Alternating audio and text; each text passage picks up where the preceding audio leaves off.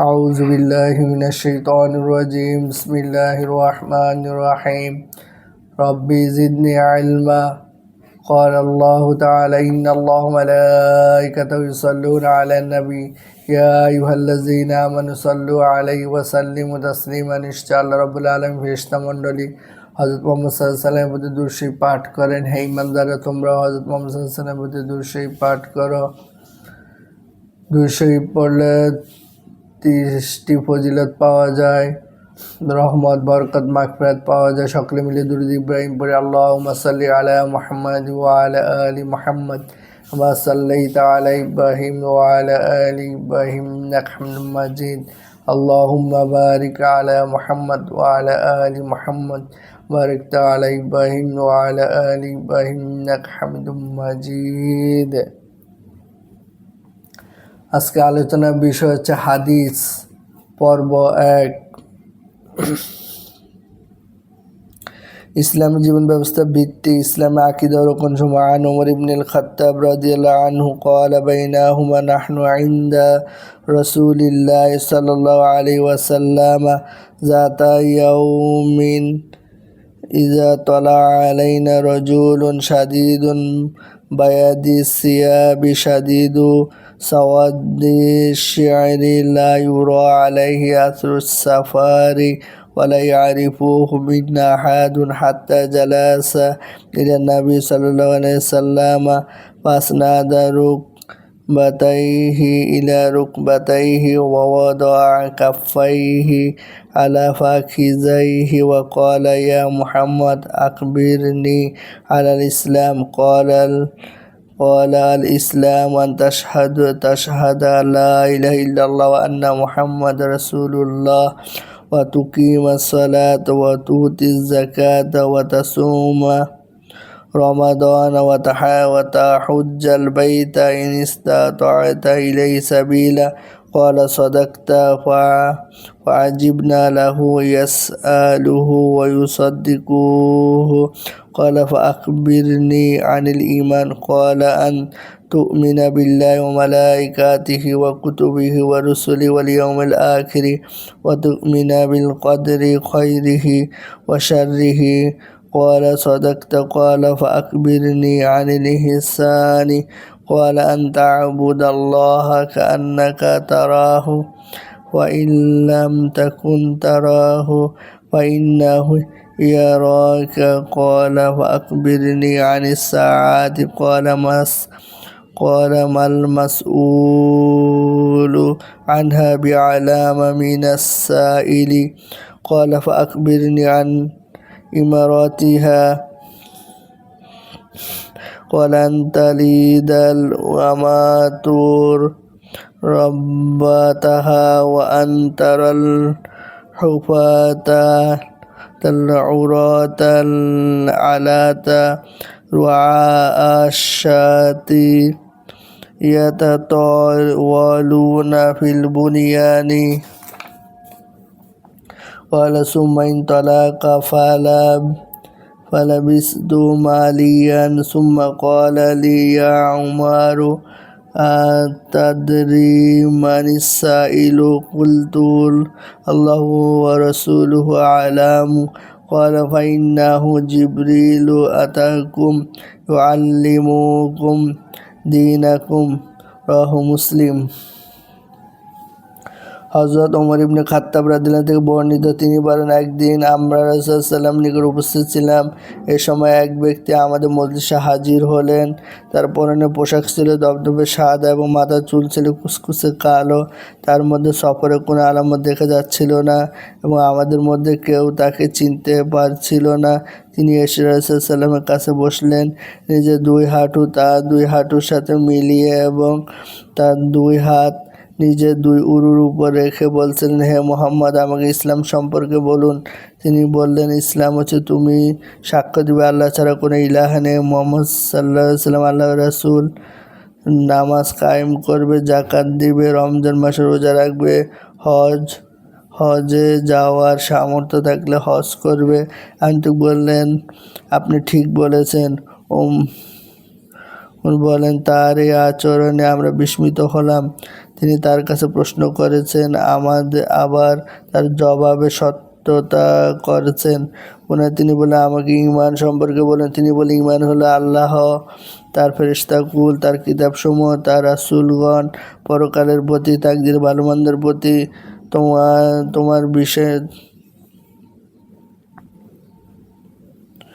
তোমার বিষয় স্থাপন করা। আগন্তুক বললেন, আপনি সত্য বলেছেন। তিনি আবার বললেন, আমাকে ইহসান সম্পর্কে বলেন। তিনি বললেন, তুমি এমনভাবে আল্লাহ ইবাদত করো যেন তুমি তাকে দেখছো। যদি তুমি তাকে নাও দেখতে পাও তবে মনে মনে করো যে তিনি তোমাকে দেখছেন। আগন্তুক পুনরায় বললেন, আমাকে কিয়ামত সম্পর্কে অবহিত করুন। তিনি বললেন, এ সম্পর্কে জিজ্ঞাসাকারীর চাইতে জিজ্ঞাসিত ব্যক্তি অধিক কিছু জানে না।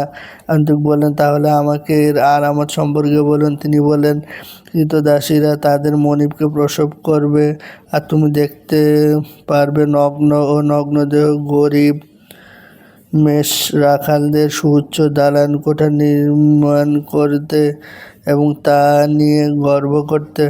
মুরাদুল্লাহ বলেন, অতঃপর আগন্তুক ব্যক্তি চলে গেলেন এবং আমি অবাক হয়ে অনেকক্ষণ সেখানে কাটালাম। অতঃপর নবী সাল্লাল্লাহু আলাইহি ওয়াসাল্লাম আমাকে বললেন, হে ওমর, তুমি কি জানো? প্রশ্নকারীকে আমি বললাম, আল্লাহ তার রাসূলই অধিক জানেন। তিনি বললেন, তিনি ছিলেন জিবরিল আলাইহিস সালাম। তিনি তোমাদেরকে দিন শিক্ষা দেওয়ার জন্য এসেছিলেন। সহিহুল মুসলিম, মিশকাত, কিতাবুল ঈমান। ইহা একটি প্রসিদ্ধ হাদিস। এই হাদিসটি হাদিসে জিবরিল নামে খ্যাত। উল্লেখিত হাদিসে ইসলাম, ঈমান, ইহসানের অর্থ তুলে ধরা হয়েছে। পুরানো হাদিস যেখানে ঈমান ও ইসলামের কথা পরপর উল্লেখ রয়েছে, সেখানে ঈমান বলতে প্রত্যয় আন্তরিক বিশ্বাস এবং ইসলাম বলতে মৌখিকভাবে তাওহীদ রিসালাত স্বীকারোক্তি, ইবাদত বন্দেগীর বাহ্যিক অনুষ্ঠান বোঝানো হয়েছে। বস্তুত ইসলাম অর্থ নিজেকে কারো নিকট সুপুর্দ করে দেয়া এবং সম্পূর্ণ তার অধীন অনুগত হয়ে থাকা। আল্লাহর প্রেরিত দিনকে ইসলাম বলা হয় এজন্য যে এতে মানুষ তার সত্তাকে সম্পূর্ণভাবে আল্লাহর নিকট সুপুর্দ করে দেয় এবং আল্লাহর নিরঙ্কুশ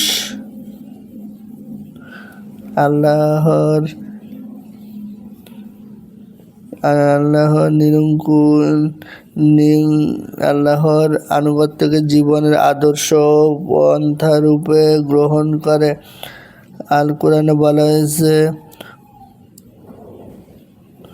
তোমাদের ইলাহ এক এবং একক, অতএব তোমরা একমাত্র তারই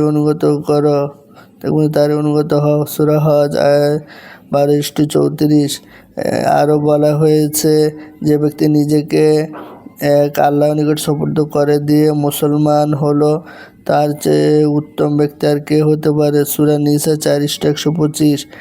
কৃতদাসীরা তাদের মনিবকে প্রসব করবে। কথার তাৎপর্য এই যে কিয়ামত নিকটবর্তী সময়ে সাধারণভাবে লোকদের মধ্যে পারস্পরিক সহমর্মিতা, আত্মীয়তার সম্পর্ক রক্ষার পরিবর্তে স্বার্থপরতা আত্মীয়তার সম্পর্ক ছিন্ন করার প্রবণতা বেড়ে যাবে।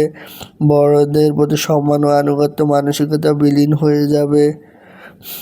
এমনকি মায়ের সাথে এমন অসদাচরণ করবে। মনিবের স্ত্রী বাদীর সাথে যেরূপ করে থাকে, মনে হবে মা যেন কন্যাকে নয় বরং নিজের মনিবকে প্রসব করেছে। নগ্নবোধ ও নগ্ন দেহের কাঙ্গাল রাখালদের সুউচ্চ ভবন নির্মাণ ও তা দিয়ে গর্ব অহংকার করার তাৎপর্য হচ্ছে জ্ঞান, বিজ্ঞান, সভ্যতা, সংস্কৃতি বঞ্চিত এবং মান সম্মান ও নৈতিকতা বিবর্জিত লোকদের হাতে সম্পদ পুঞ্জীভূত হবে। তারা বড় বড় প্রাসাদ তৈরি করবে এবং সম্পদের অহংকারের মত্ত হয়ে পরস্পর প্রতিযোগিতা ও প্রদর্শনীতে লিপ্ত হবে।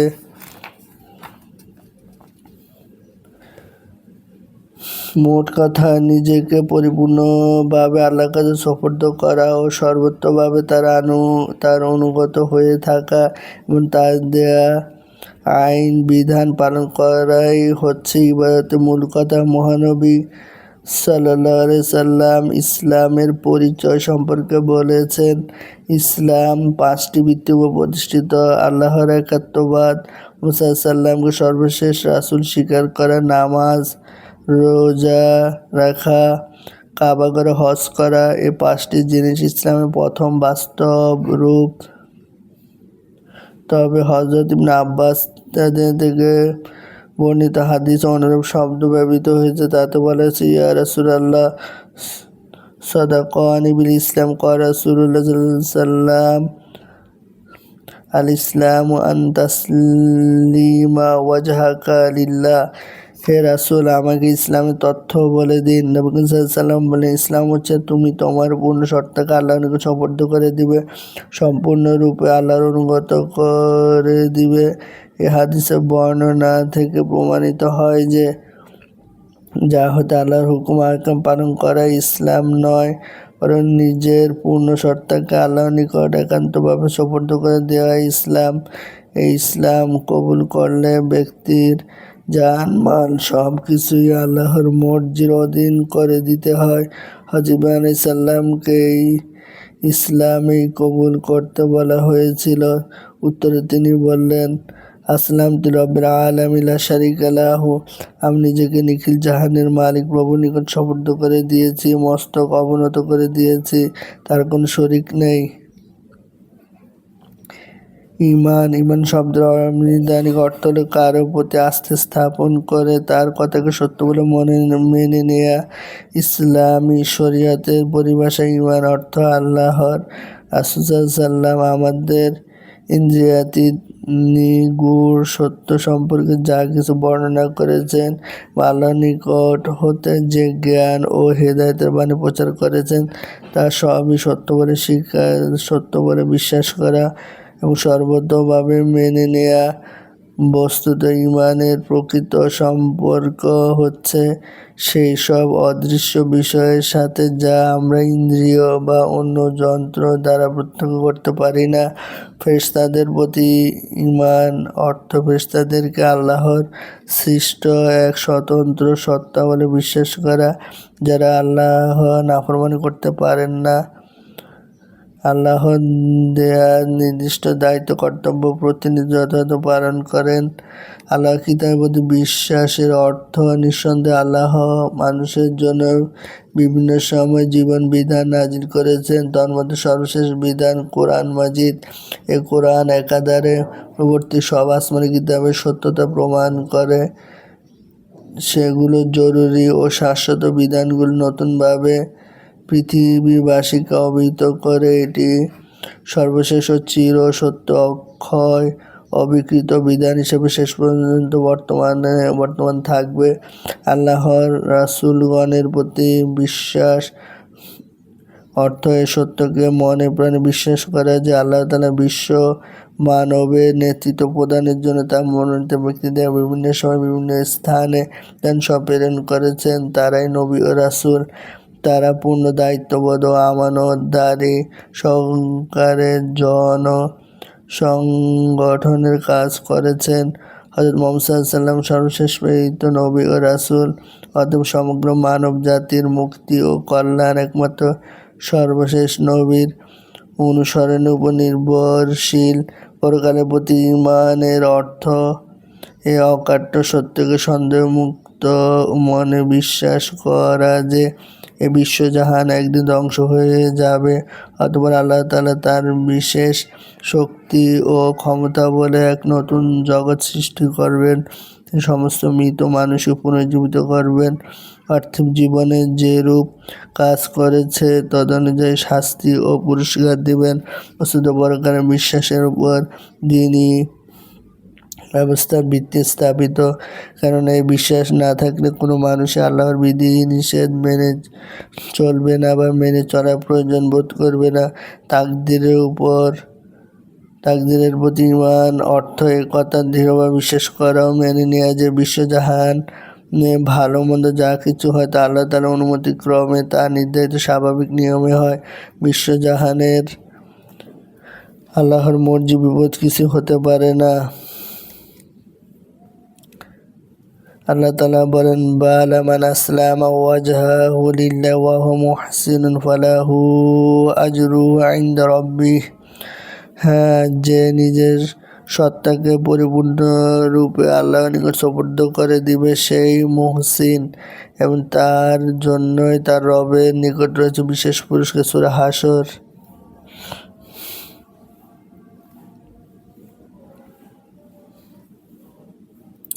নবী করিম সাল্লাল্লাহু আলাইহি ওয়াসাল্লামের হাদিসে ইহসানের ব্যাখ্যায় বলেছেন, মহান আল্লাহ তাআলা হাজি নাজিম জেনে তার ইবাদত আনুগত্য করাকে ইহসান বলা হয়।